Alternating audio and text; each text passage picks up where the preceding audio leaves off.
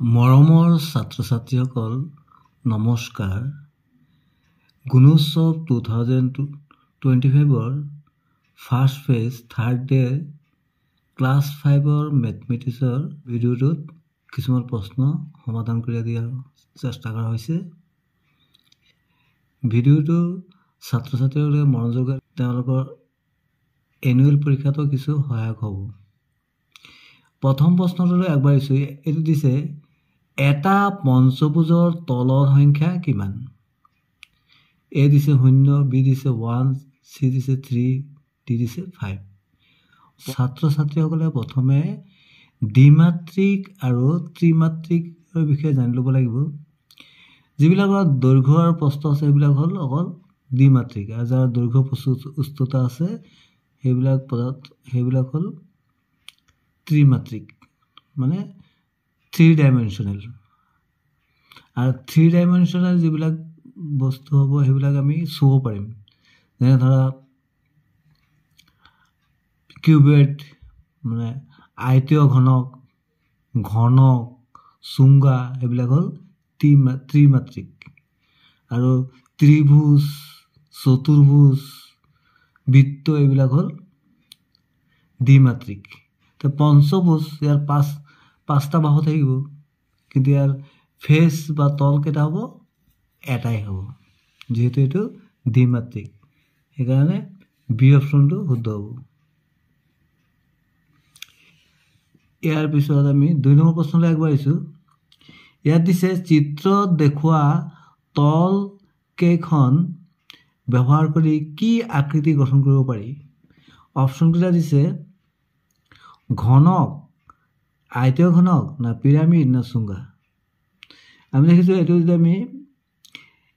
এই তলকেইখন ব্যৱহাৰ কৰি আমি কি আকৃতি গঠন কৰিব পাৰিম? আয়তীয় ঘনক। তোমালোকে কাগজ কাটি এইদৰে বনাই চাবাচোন। এতিয়া 3 নম্বৰ প্ৰশ্নলৈ আগবাঢ়িলোঁ। ইংৰাজী বৰ্ণ এনৰ সমমুখী অক্ষ কিমান? ইয়াৰ সমমুখী অক্ষ নাই, অৰ্থাৎ ইয়াৰ উত্তৰটো হ'ব এ অপশ্যন 0। 4 নম্বৰ প্ৰশ্ন।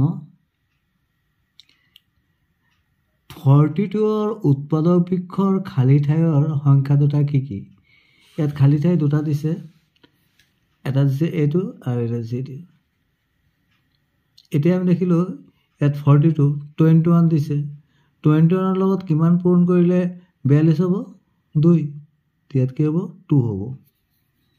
ইয়াত আমি কি লিখিম? 2 লিখিম। আৰু আকৌ ইয়াত দিছে, তাৰমানে ইয়াত 21 আছে, 3 দিছে, কিমান পূৰণ কৰিলে 21 হ'ব? 3 7 গুণ কি হ'ব? 7 হ'ব, 7। তাৰমানে আমি কি পালোঁ? 2 আৰু 7 পালোঁ। তাৰমানে অপশ্যনটো কোনটোত আছে চাই লওঁ। দেখিলোঁ এতে আছে 2 7, এই অপশ্যনটো শুদ্ধ হ'ব। এতিয়া আমি 5 নম্বৰ প্ৰশ্নলৈ আগবাঢ়িলোঁ। ইয়াত দিছে এটা সমবাহু ত্ৰিভুজৰ পৰিসীমা কিমান? এটা সমবাহু ত্ৰিভুজৰ পৰিসীমা কিমান? এটা বাহুৰ দিক, না 2 পূৰণ এটা বাহুৰ দিক, না 3 পূৰণ এটা বাহুৰ দিক, না বাহু পূৰণ বাহু? সমবাহু ত্ৰিভুজ মানে কি? যি ত্ৰিভুজৰ 3ডাল বাহু কি থাকে? সমান থাকে। 3ডাল বাহু সমান থাকে। তাৰমানে কি? এই বাহুটো যিমান হ'ব, এই বাহুটো 3ডাল বাহু কি থাকিব? সমান থাকিব। তো 3ডাল বাহু যদি সমান থাকে তেনেহ'লে পৰিসীমা মানে কি? পৰিসীমা মানে কি? এই যে এইডাল বাহুৰ, এইডাল বাহু, 3ডাল বাহুৰ যোগফলেই হ'ল পৰিসীমা। তেনেহ'লে যিহেতু এইটো সমবাহু ত্ৰিভুজ, 3ডাল বাহু সমান থাকে, সেইকাৰণে কি হ'ব? আমি কি লিখিব পাৰোঁ? 3 পূৰণ এটা বাহুৰ দিক। তেনেহ'লে আমি দেখিলোঁ চি অপশ্যন আছে, 3 পূৰণ এটা বাহুৰ দিক। এতিয়া আমি পিছৰ প্ৰশ্নলৈ আগবাঢ়িলোঁ। ইয়াত 6 নম্বৰ প্ৰশ্ন। 130 মিটাৰ দীঘল আৰু 90 মিটাৰ বহল এখন আয়তাকাৰ উদ্যানৰ পৰিসীমা কিমান? যিহেতু আয়তাকাৰ উদ্যানখন আছে, আমি জানো যে আয়তৰ পৰিসীমাৰ সূত্ৰটো কি? 2 পূৰণ দিক প্লাছ প্ৰস্থ সেইকাৰণে আমি কি লিখিব পাৰোঁ এইদৰে লিখিব পাৰোঁ যে ইয়াৰ পৰিসীমা কিমান হ'ব আয়তকাৰ উদ্যানখনৰ পৰিসীমা কি হ'ব আমি কি লিখিব পাৰোঁ 2 পূৰণ দিক যোগ প্ৰস্থ তেনেহ'লে আমি 2 বহালোঁ পূৰণ দিকটো আমি কিমান পাইছিলোঁ 130 দিছিলে 130 যোগ প্ৰস্থটো কিমান দিছে 90 তেনেহ'লে আমি কি পাম 2 পূৰণ 130 লগত 90 যোগ কৰিলে কিমান হ'ব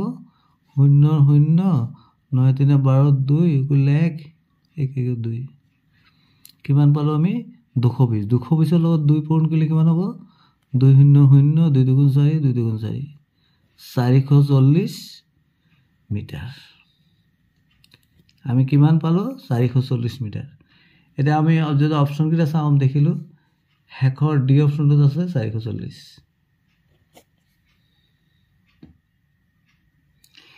ইয়াৰ পিছত আমি 7 নম্বৰ প্ৰশ্নলৈ আগবাঢ়িলোঁ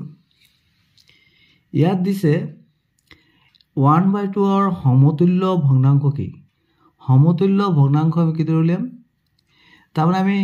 লবত যিমান পূৰণ কৰিম হৰতো একে সংখ্যা পূৰণ কৰিব লাগিব টাইম যদি 1/2 আছে ইয়াত আমাক 1/2 দিছে আমি যদি 1/2 ইয়াৰ লগত যদি আমি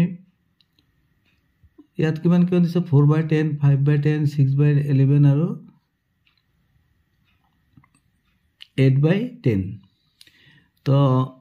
ইয়াত যদি 4 হ'ব হয় তে আমি ইয়াত যদি 4 পূৰণ কৰোঁ 4 গুণ 4 হয় 4 দুগুণ তলতকৈ 8 হৈ যাব এইটো নহ'ব ইয়াত যদি আমি 5 পূৰণ কৰোঁ 5 গুণ 5 আৰু ইয়াৰ লগত 5 দুগুণ 10 তাৰমানে বি অপশ্যনটো হ'ব কিদৰে কেনেকৈ হ'ল আমি দেখিলোঁ যে আমি 2 আছে ইয়াত 2 লগত যদি 5 পূৰণ কৰিলোঁ ইয়াত তো যদি আমি হৰটোত 5 পূৰণ কৰোঁ লবটোত একে সংখ্যা পূৰণ কৰিব লাগিব 5 গুণ 5 5 দুগুণ 10 তো আমি 5/10 পাই গ'লোঁ দেখিলোঁ বি অপশ্যনটো শুদ্ধ এতিয়া আমি 8 নম্বৰ প্ৰশ্নলৈ আগবাঢ়িলোঁ ইয়াত দিছে তলৰ কোনটো 4 আৰু 6ৰ সাধাৰণ গুণিতক মানে উমৈহতীয়া মানে 4ৰ গুণিতকতো থাকিব লাগিব 6ৰতো থাকিব লাগিব এতিয়া প্ৰথমে এইটো এই অপশ্যনটোত আমি চাই লওঁ 4টো হ'ব নোৱাৰে 6ৰ গুণিতক নহয় তাৰ 6তো 4 গুণ 4 4 দুগুণ 8 6তো 4 গুণিতকত নপৰে এইটো নহ'ব 10 এইটো 4 গুণ 4 4 দুগুণ 8 3 4 গুণ 12 10তো 4 গুণিতকত নপৰে এতিয়া আছে কিমান 12 তো আমি যে 12 কৰোঁ 4 গুণ 4 4 দুগুণ 8 3 4 গুণ 12 3 4 গুণ 12 হয় তাৰমানে 4ৰ গুণিতক 12 হ'ব 6ৰ হয় নে নহয় চাওঁ 6 গুণ 6 6 দুগুণ 12 6ৰ গুণিতক 12 হয় তেনেহ'লে কোনটো অপশ্যন শুদ্ধ হ'ব ডি তাৰমানে আমি যদি এইদৰে কৰোঁ 4ৰ গুণিতক মৰমৰ ছাত্ৰ ছাত্ৰীসকল তোমাৰ 4ৰ গুণিতক ধৰা 4ৰ গুণিতক কেনেকৈ ওলায় 4ৰ গুণিতকবোৰ আমি যদি লিখোঁ কি পাম যেনে 4 গুণ 4 4 দুগুণ 8 3 4 গুণ 12 4 4 গুণ 16 এইদৰে উলিয়াই থাকিব পাৰিম হয় নাই সেইদৰে আমি যদি 6ৰ গুণিতক ওলাওঁ 6ৰ গুণিতকবোৰ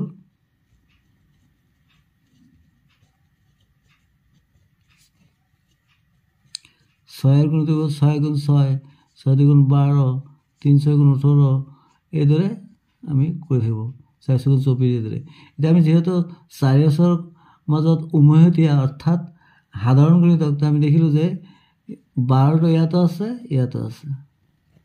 তো 12টোতো ডি অপশ্যনত আছে এটি উত্তৰ হ'ব পিছৰ প্ৰশ্ন 9 নম্বৰ 27/1000ৰ দশমিক ৰূপ কি এই অপশ্যন আছে 0.27 বিয়ত আছে 0.027 0.0027 তাৰপিছত 0.00027 আমি এতিয়া একেবাৰে উজুতি ওলাব পাৰোঁ ইয়াত দিছে 27/1000 তাৰমানে ইয়াত কেইটা জিৰ' আছে 1 2 3 তিনিটা জিৰ' আছে তো তেনেহ'লে ওপৰৰ 27টো বহাই 3 ঘৰৰ আগত দশমিকটো হ'ব ইয়াত 2 ঘৰৰ আগত 2টা অংকৰ আগত আছে এইটো নহ'ব ইয়াত 1 2 3টা অংকৰ আগত আছে তাৰমানে যদি 3টা শূন্য থাকে তলত তে 3টা অংকৰ আগত 7 2 আৰু এটা 0 বহাই লৈছোঁ তাৰমানে 0.027 এইটোৱে হ'ব শুদ্ধ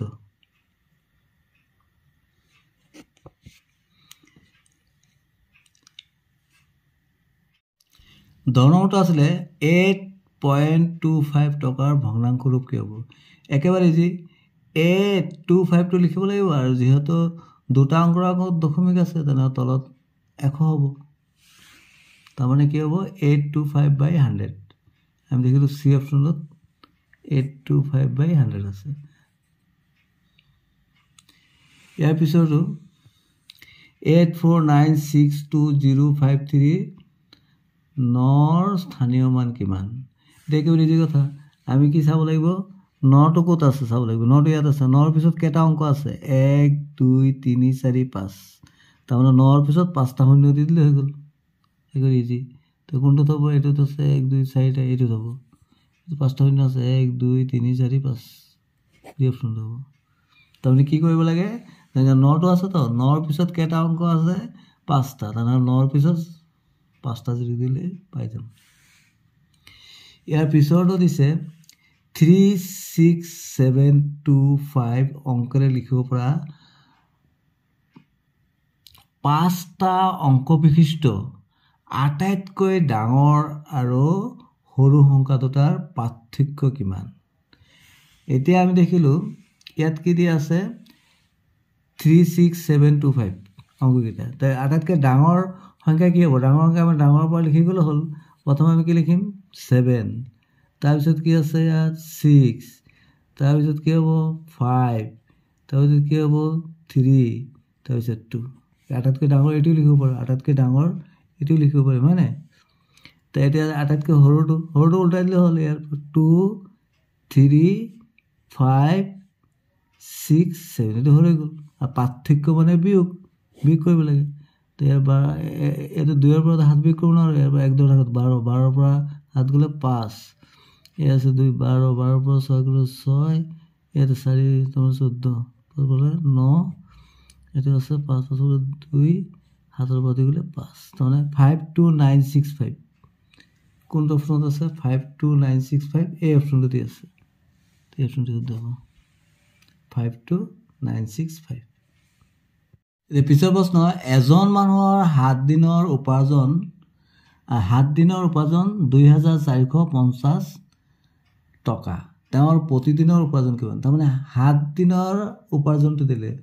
7 দিনৰ ইনকামটো দিলে আমি প্ৰতিদিনৰ মানে এদিনৰ কিমান হ'ব তাৰমানে কি কৰিব লাগিব যেটো আমাৰ 2450 আমি হাতেৰে হৰণ কৰি দিলে হৈ গ'ল তো এদিনৰ কিমান হ'ব আমি হৰণ কৰি চাওঁ কিমান আছিলে 2450 আমি হাতেৰে হৰণ কৰিলে কিমান পাম কিমান 24ক 7 কিবা যায়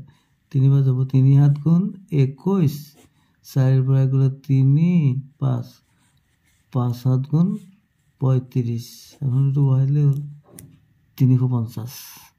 এটা আমি যদি চাওঁ দেখিলো ডি অপচনটোত আছে 350 এটো হ'ব উত্তৰ পিছৰ প্ৰশ্ন যদি 7000 প্লাস 300 প্লাস 60 25 ভাগ কৰা হয় তেন্তে ভাগফল আৰু ভাগশেষ কিমান হ'ব আমি কিমান আছে আমাক 7000 কিমান 7360 হ'ব সংখ্যাটো কাৰণ 7000 তাত দিয়া আছে 7000 প্লাস 300 যোগ 60 আমি যোগ কৰিলে কিমান পাম 7 এৰ পিছত এটো ইয়াত 3 আহিব তাৰ পিছত কি আহিব 6 আহিব তাৰমানে 7360 7000 যোগ 300 যোগ 60 কিমান হ'ব 7360 ইয়াক আমি কি কৰিব 25 এৰে হৰণ কৰিব গৈছে আমি 25 এ হৰণ কৰি চাওঁ 25 কেবাৰ যাব 3 25 হলতে বেছি হৈ যাব 75 যাব 25 দুগুণ 50 তো 3 এর পৰা হলে গলে 3 হাতৰ পৰা বাজ গলে 2 6 এতিয়া 236 আছে আমি জানে 100 25 4 বাৰ 4 25 100 200 কেবাৰ যাব 8 বাৰ আৰ 36 এৰ আৰেকবাৰ যাব তোমাৰ 9 বাৰ 9 বাৰত কিমান 225 বিকলে 6 পৰা 5 গলে 1 3 এৰ পৰা 2 গলে 1 তার মানে আমি কি এটা আমি কইলে ইয়ান পলে আকৌ শূন্যটো আছে না শূন্যটো নমালো তেনেহলে 110 25 কই আমি জানি 100 25 কেবাৰ যায় 4 বাৰ 4 25 100 তে বি কইলে 0 1 10 পালো তার মানে ভাগফল পালো 294 আর ভাগশেষ 10 তো কোনটো অপশনত আছে আমি দেখিলো ডি অপশনটোত আছে 294 আৰু 10 তাৰমানে 294 হ'ল ভাগফল আৰু ভাগে গ'ল 10 পিছৰ প্ৰশ্ন 15 তলৰ ছবিৰ ঘূৰ্ণনৰ চানেকি খালী বাকচত সঠিক চিহ্ন বহাব পাৰি সঠিক চিহ্ন বহাব কৈছে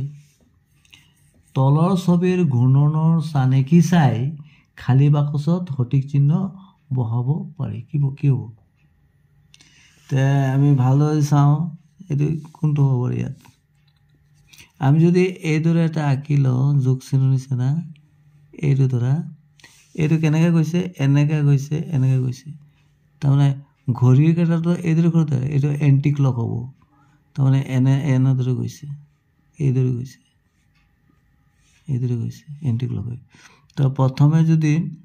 আমি দেখিলোঁ এইদৰে যদি গৈ থাকে প্ৰথমে এইটো তাৰপিছত গ'ল এইটো তাৰপিছত এইটো তাৰমানে কি হ'ব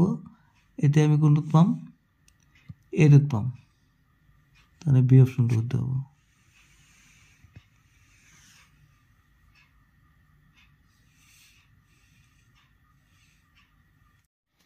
পিছৰ প্ৰশ্ন তলৰ কোনটো চিত্ৰই 4 ভাগৰ 3 অংশ বুজাইছে এটা দেখি একদম উজু কথা প্ৰথমে আমি ভাগকেইটা চাব লাগে কিমানটা অংশ দিছে চি নম্বৰ অপশ্যনত কি দি আছে মুঠ 4টা ভাগ আৰু আচ্ছাদিত কেইটা আছে 3টা তাৰমানে 4 ভাগৰ 3 অংশ সেইটোৱে বুজাইছে চি অপশ্যনটো শুদ্ধ হ'ব পিছৰ প্ৰশ্ন তলৰ চিত্ৰত দিয়া কোন সূক্ষ্ম কোণ এতিয়া আমি জানি ল'ব লাগিব যে সূক্ষ্ম কোণ মানে কি যি কোণৰ পৰিমাণ 90 ডিগ্ৰীতকৈ কম আৰু 90 ডিগ্ৰী কোণক কি বুলি কোৱা হয় সমকোণ আৰু 90 ডিগ্ৰীতকৈ বেছি কিন্তু 180তকৈ কম থাকে তেনে কোণক কি বুলি কোৱা হয় স্থূল কোণ এতিয়া আমাক কৈছে চিত্ৰৰ কোনকেইটা কোণ সূক্ষ্ম কোণ তো সূক্ষ্ম কোণ আমি এটা বস্তু চাই লওঁ আমি যদি এইদৰে ইংৰাজী মানে এল আখৰটো ধৰে এইদৰে যদি আমি কৰোঁ মানে এইটো হ'ল কি এনেকৈ পোনকৈ থাকিব লাগিব তেনেহ'লে ইয়াত 90 ডিগ্ৰী হয় তাৰমানে পোনকৈ থাকিলে 90 ডিগ্ৰী হয় আৰু যদি বস্তুটো এনেকুৱা হয় তাৰমানে অকণমান কম হয় এনেকৈ হয় তেতিয়াহ'লে 90তকৈ কম মানে এইটো সূক্ষ্ম কোণ এইটো মানে সমকোণ আৰু এইটো যদি এইদৰে যায় এইপিনে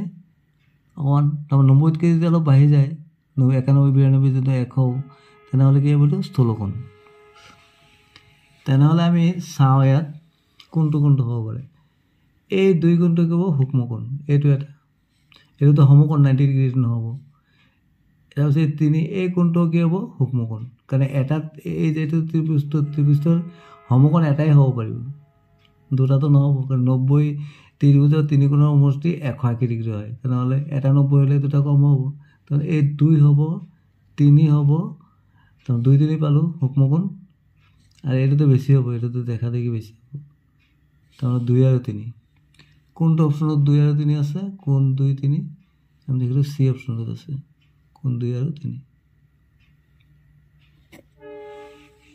পিছৰ প্ৰশ্ন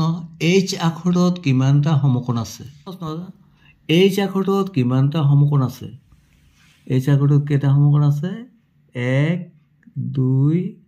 3 4 4টা কোন হ'ব ডি অপশ্যনত 4 আছে এইটো শুদ্ধ হ'ব এই যে এইদৰে আছে তো